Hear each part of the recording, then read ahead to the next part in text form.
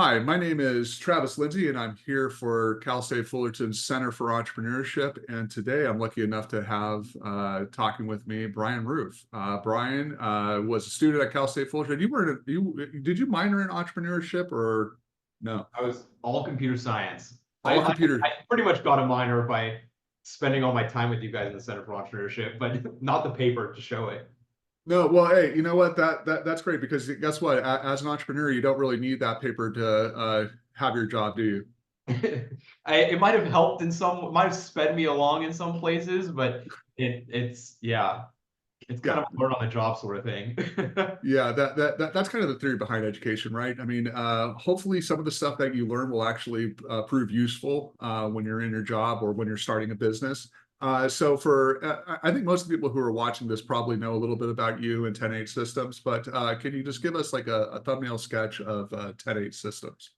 Yeah, so 10-8 Systems is a cloud-based computer-aided dispatch and records management system. So basically what that is it's everything that a 911 center, a police department does is contained in our system. So from the time the 911 call comes in, our software tells them where you are, who's available to go. It's the software in the police car where they're running your license plate, they're getting their call information, where they're writing their report, where they're booking you into jail, where they're capturing your property and evidence. It basically just handles everything that a police department or fire department or ambulance service would do in their day-to-day operations.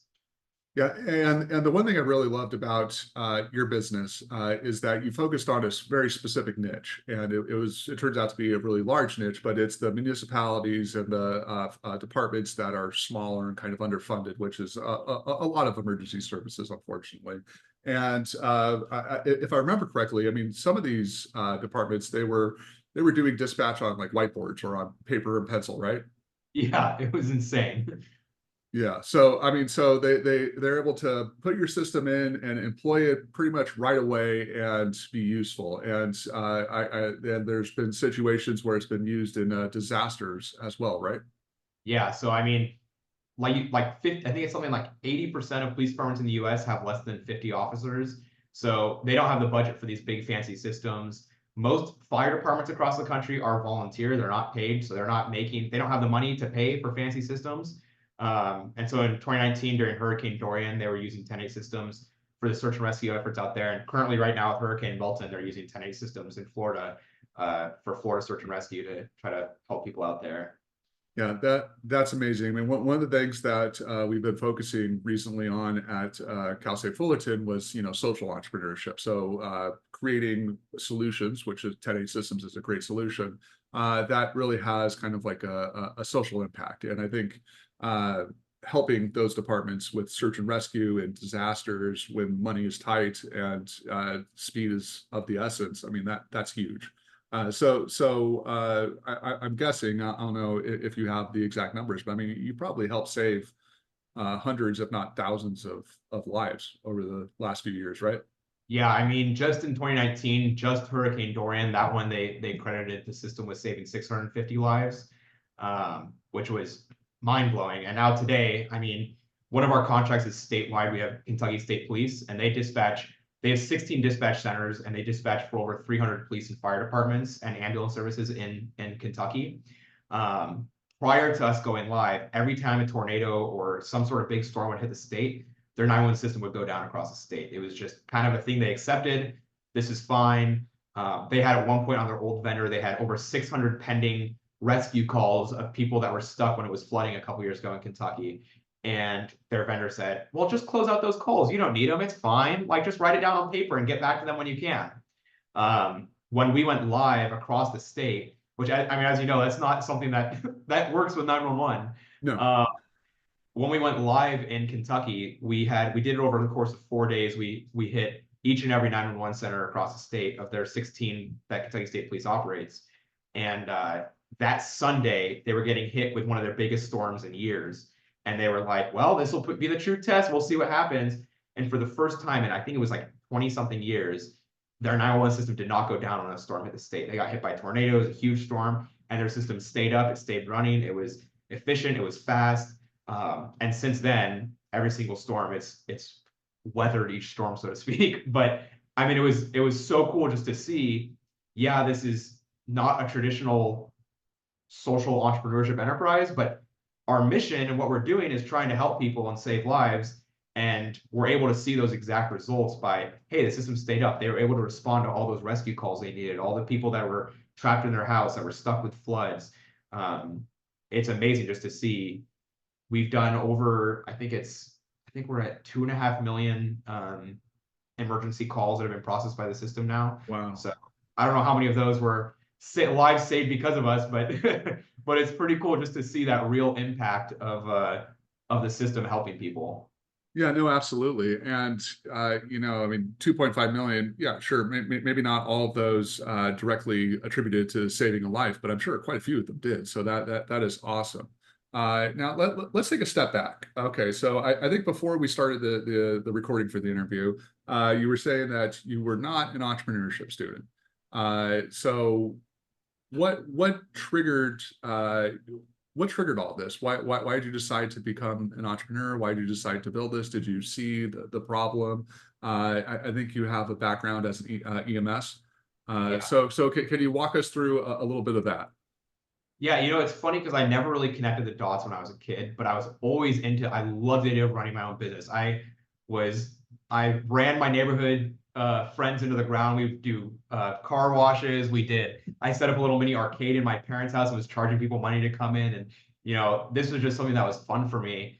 When I was an EMT, so I started off as a volunteer for the sheriff's department when I was a teenager. And the software they used was archaic. It crashed all the time. Half the time I'd get into the police car for a ride along. They'd open up the laptop and go, oh, system doesn't work today. Just close it. We can't use our computer. And it was just mind blowing because it's like you watch these shows and you see 911 and it looks like the most high tech thing in the world. They have 50 screens with the most high tech technology. You call 911 and it pins exactly where that person is. It looks so impressive. So I saw this as a police explorer, a volunteer, and I was like, well, that's weird. This must just be this one department, right? So then I became an EMT and I started noticing our 911 system where we were 911 EMTs would crash all the time. We were still using, and even to this day, they're still using pagers to get the 911 call information. The system was crashing, it was slow. Then I became a 911 dispatcher and it was the same thing. At least once a week, our system would go down and we'd have to switch to a whiteboard and keep track of all of our units and all of our emergency calls on a whiteboard because our dispatch system was down.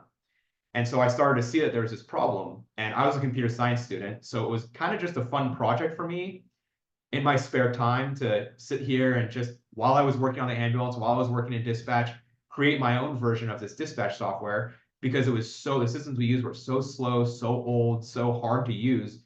And I just thought, man, there's got to be a better way to do this. And so that's what kind of caused me to just start sitting down, start working on it. And then eventually at the same time, I published this initial version for free online that people could use. And it was mostly supposed to be for people who like played video games, pretending to be police officers and firefighters and stuff. And I published this for free online and it grew to have over 120,000 users on it. Wow. And I started looking at those users and I saw there was real police departments, fire departments, ambulance services, tow truck companies, all sorts of real world applications of these people. And I realized, oh my God, I think there's a market, like there's clearly a need in the market for this. Why don't I do it? Nobody else is. And that was kind of the birth of 10A Systems, was taking that more video game centered dispatch system and making a real 911 real life dispatch system. And No, like I did not know about that. So you start off and it's basically built for people who are role playing cops and robbers on GTA 5 or some other game. Yeah. And it's working great there. Why not work in real life? So that is awesome. Now at Cal State Fullerton, I forget. I know that did you win the Titan Fast Pitch? I won. I got first place in the business pitch competition, and then the like 10-minute presentation one, and then I got second place, unfortunately, at the fast pitch competition. Yeah, we'll have to check back and see who beat you. That was obviously a grave misjustice. Maybe not, I agree. Yeah. I don't hold a grudge, but I agree. Well, so at Cal State Fullerton, did you also take one of JJ's classes? So really the way this all started was I had just met with my counselor in the computer science building, and I was walking down the hallway and I saw this poster that said Cal State Fullerton startup competition. And I was like, hey, I've got an idea. I've got this website. I started to get a couple customers, not in the 911 space, but in non-emergency sort of dispatching. And so I thought I should, what's the worst that could happen? I called my mom and I said, hey, should I compete in this fast pitch competition? And she was like, yeah, what's the worst that can happen? You lose and feel bad about yourself? And I was like, yeah, that's not too bad. So I decided to sign up for that competition, and I went to Dr. Tech Jandani. I'm so sorry if I'm mispronouncing that, but Atul had basically a little seminar on here's how you make a business pitch, here's how you run a business. Just kind of a couple sessions of the basics, basically, Right. of pitch competition, and that was pretty much up until that point the extent of my entrepreneurship education was those classes. Well, we're all very glad that you did that, and yeah, I think that you pronounced his name correctly, Dr. Atul Tekchandani. He's sort of like the liaison between the entrepreneurship department and computer science and engineering, and he's still doing that. I think he's also the director for Business Honors program now. Really? Oh, that's Yeah. awesome. Yeah, so yeah, he's doing a bunch of great things, and just a little peek behind for everybody who's watching this. He also did a one of those boot camps that you attended today, earlier today. So Oh, really? yeah, no, hey, you know what? It's a university. We do the same thing every year. I love it. You never know what's going to come out of it. I always say there's students, and just because someone's not a business student, an entrepreneurship student, you never know. I just met a girl last night who was I was at an entrepreneurship event. She's a psychology student, and she started this amazing mental health care website that's doing incredible. She's done a seed round. You never know where you're going to find great ideas. So it's awesome to have that liaison with the computer science and engineering department, because you never know who's going to be the next person to come into that classroom thinking what's the worst that can happen and end up having a business. Yeah, yeah. I mean, that's kind of our theory of operation for the Center for Entrepreneurship. It's kind of like really like a venture capital or like a angel fund, and you basically invest in a ton of different students in our situation, and hopefully down the road, like 10% of them will end up building businesses. And I think we're doing pretty okay on that front. I mean, you're obviously one of the examples, one of the best examples of that. So that's good. And even though you didn't get the piece of paper, which is fine, it still worked out. So that's all great. So you were an entrepreneur from early on. So you were charging your friends to play arcade games at home, doing a bunch of other stuff. What do you think? What do you think caused that? Why were you that way? I don't know. I think a lot of it has to do with my parents just encouraging me to try different avenues, try different fields, never telling me to hold back or anything. There was just something in me that just had this drive to I always wanted to create some sort of business. I kind of let that go, I feel like, when I started growing up and got into like high school, and especially once I started studying computer science, because kind of the general consensus in computer science is you go to school, you graduate, you get an entry-level job at Google, Apple, one of the big firms. And that's just your life. That's what you do. But there was always that little thing in the back of me. I was like, man, I want to run a business. I want to own a business. I want to have that Steve Jobs story, but yeah, I don't know what it is. I think there's just something in the back of the brain that's just something nagging you to try to keep pushing and keep finding new ways of doing things. Yeah, that's a trait that I've noticed from pretty much all the successful entrepreneurs I've ever seen. It's that grit and that tenacity to just keep on pushing through, see problems, create solutions, and it's really just that creative drive that I think push you to do that. So how is 10-8 Systems doing now? It's crazy. It's more than I ever would have imagined. It's you know, like you said, like originally our mission was those small municipalities, those less than 10 officers, because those are really the underserved agencies that the big players have no interest in talking to. Today we've started kind of, we found out that this problem is way wider ranging than just these small agencies. So we're in places that have thousands of users in their system. We have customers that have 2 custom users in their system. Today we've grown, we're in 49 states, and I'm hoping we're going to get 50 soon. We're in talks with a law enforcement agency in Hawaii. So hopefully, fingers crossed, I'd like a cool work trip to Hawaii. We're starting to look into possibly doing some international sales. We're going to a conference in a couple months in Europe to try to look into possibly expanding into Europe. We've got a team now. It's crazy. I think this year we're going to be doing about probably 2.5 to 3 million in annual recurring revenue. So yeah, it's gone way beyond my wildest imaginations of a game, a little website for video gamers. No, yeah, that's great. I think you're doing it the right way. And have you received any outside funding for this, or it's all self-funded? It's all been bootstrapped. So the really nice thing is, so I obviously am a computer science programmer, and I've worked in the industry doing EMT, volunteer in the sheriff's department, dispatch. So I kind of had that subject matter expertise to be able to build this project. My brother, who's my co-founder, he went to school for economics. He'd been involved in Silicon Valley and some startups. And so it was kind of the perfect combination where he could handle a lot of the accounting and doing the sales and the stuff that I didn't want to do. And I could do the meeting with customers and building the product and stuff like that. And so it was kind of a perfect partnership of we didn't really need to go outside. And we were really lucky because, I mean, if I wasn't a programmer, or if Kevin didn't know how to do sales, like, we would have had to go out and raise money to be able to hire people to grow and to get this business where it needs to be. But we just kind of had the perfect synergy to come together to grow the business without needing any outside funds. And on top of that, we've kept it super lean. So we don't have a lot of overhead. We're able to charge our customers way less than our competitors and still be extremely profitable. And that's been kind of the key to success there.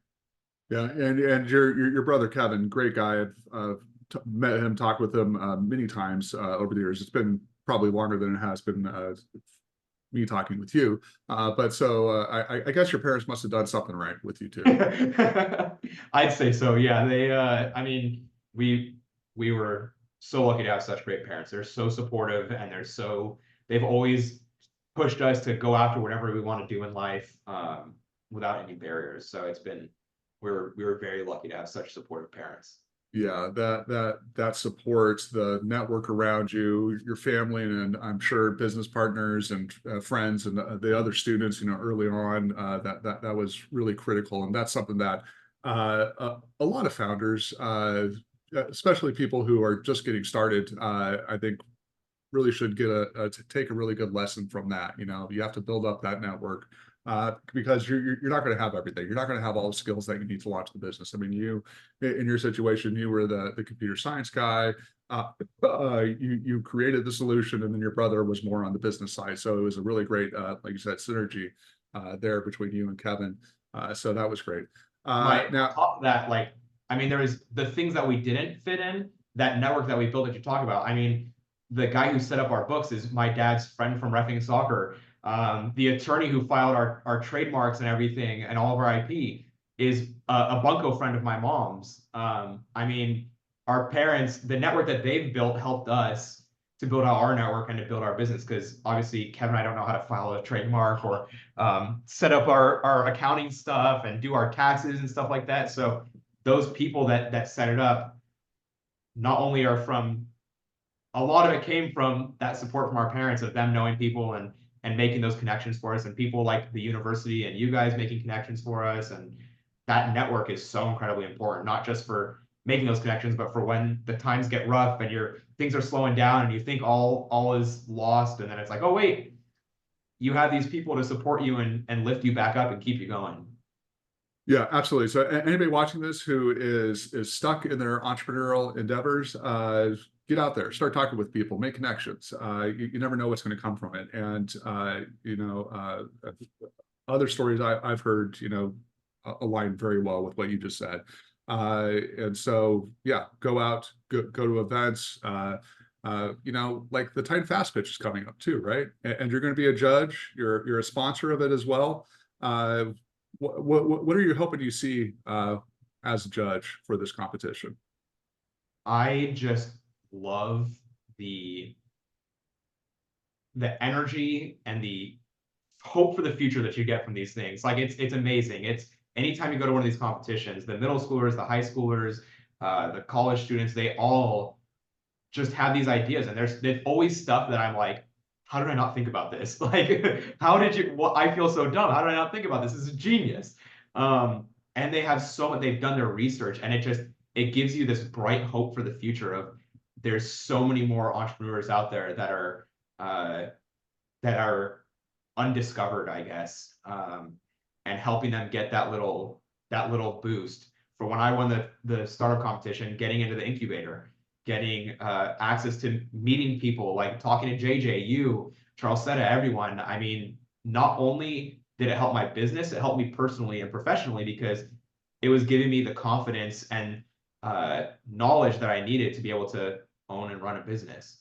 And so to be able to see the start of that journey for all these other new entrepreneurs is just the coolest thing in the world, because it's like I remember sitting in that room and having these questions thrown at me by the judges and forcing me to think further and prepare myself and build the business, have a stronger foundation, and giving me the confidence to. I mean, I feel like I still somewhat suffer from imposter syndrome, but every competition you do as a contestant, it kind of breaks that down a little bit more and a little bit more. It makes you feel more confident and feel like you belong there and you belong as an entrepreneur. Yeah, dude, I can tell you, I think everybody, or most everybody, there's some people who are out there who don't feel the same way, but everybody has a little bit of imposter syndrome going on. I mean, I know I certainly have many different big moments of my life, teaching for the first time or stuff like that, or launching a fund. But yeah, you just power through it, and you really do have to rely on your network and your support group basically to help you get through those times. So what else is going on in the world of Bryan? I'm involved in I've been on the board of Tech Coast Venture Network for the last few years, and that's another awesome place where I get to meet entrepreneurs and successful CEOs. We have events where we have some pretty big name CEOs come in, and every time I get to hear one of them speak, it's just amazing getting to sit down, and no matter what event I'm at, TCVN, Cal State Fullerton Entrepreneurship, there's always a nugget in there from every single one of these CEOs and entrepreneurs, and you hear something and it's like, oh man, I can use that not just in my business but in my personal life. So it's amazing to get to be involved there and help more entrepreneurs and startups and stuff, because it felt so lonely when I first started. And so to be able to try to be there and be a supportive person to all these new entrepreneurs is awesome. Talk about that a little bit more. The loneliness that you felt when you first started out, because I mean you're kind of, it's you against the world when you really first start out. I mean, I kind of forget the timeline. When did Kevin join? So 2019. Okay. So January 2019. I've been working on this for a few years, building out the product and stuff, and I've gotten a couple of customers, but I realized that I was very much not a one-man show, and I'm not a salesperson, and I'm not an accountant. And so it was perfect. And so I called Kevin. I was like, hey, you want to come do this 10A systems thing with me? And we can build the next great enterprise. And just that step alone made it so much better. And having someone that I could work with every single day and have that support. And I mean, even when you're surrounded by other entrepreneurs, at that 2019, I did the fast pitch competition, the business pitch competition, and I started to meet more entrepreneurs and be around other entrepreneurs, but it's still lonely because everybody's doing their own business and every business is so vastly different. I didn't know anybody that had started a GovTech SaaS product for public safety. Like Right. it's such a specific thing, and So it's hard to find people that you can really resonate with, because there are the same issues for every entrepreneur, but there's also so many different issues that every entrepreneur has to face in their very specific business. So, I mean, it was hard because it's like, yeah, you're surrounded by other entrepreneurs and I'm meeting other entrepreneurs, but there's still a little bit of loneliness because the business at that time was literally just me and Kevin, and that's it. Me and Kevin against the world. Right. Yeah. Well, yeah. And you have a tremendous amount of responsibility too when you're starting a business. So maybe it is just you, or you and Kevin when you first start out, but you have that responsibility to your customers. You have the responsibility to your friends and your family and everybody else who's around you. And then you also have the responsibility to grow the business so that you can hire people and help more people with your with 10 systems. So that kind of dichotomy, like the responsibility and the loneliness, kind of go hand in hand. Oh yeah. It's tough. So that's another reason, anybody who's watching this, go out and start building that network, because like you said, I mean, other entrepreneurs don't have the same problems, necessarily the exact same problems that you do. And with GovTech SaaS, it doesn't exactly roll off the tongue, but We need a flashier term. yeah, I'm sure there's some other like great term out there for it. If I find it, I'll let you know. But yeah, I mean, you have to deal with very specific things that maybe somebody who is creating supplements, doesn't have to deal with. So it's basically you against the world. So anything else, Bryan, before we go? I don't know if I'm allowed to say this yet, but I am joining the board of the Center for Entrepreneurship. You can say it. Yes. Yeah. Which is super exciting and super, it is just so cool to be coming back in this place that gave me my start as an entrepreneur and gave my business a start. Now that we've become, I don't want to say anything to jinx it, we've become successful and got a pretty solid business going, to be able to come back and help and shape the future for other entrepreneurs it is so exciting. At the place that gave me my start, I'm forever in yours and JJ and Charles Setta's debt for what you guys did to help me get to where I am today. And so to be able to go back and support the Center for Entrepreneurship however I can it's awesome. Well, I could tell you with certainty that we definitely feel the same way about you. We're also in your debt. We've learned as much from you as I'm sure you've learned from us. So that's great. And speaking of entrepreneurs, speaking of those students, here's your chance. You got however long you want to take. What do you say to them? What do you say to the Bryan Ruef from when you were like 20 years old, who had an idea, was working on it?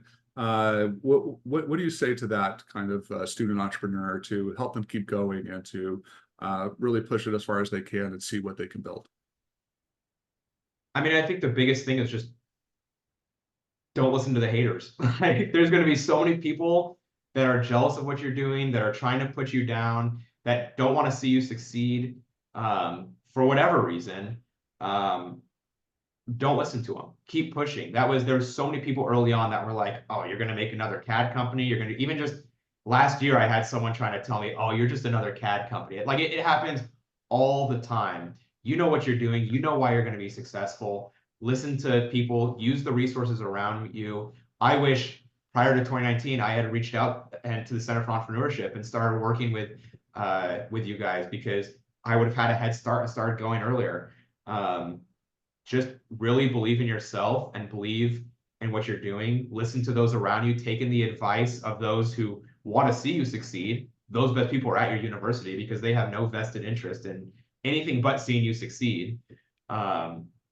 Yeah, I think just really believe in yourself and pushing, because there's so many times, like we talk about that imposter syndrome.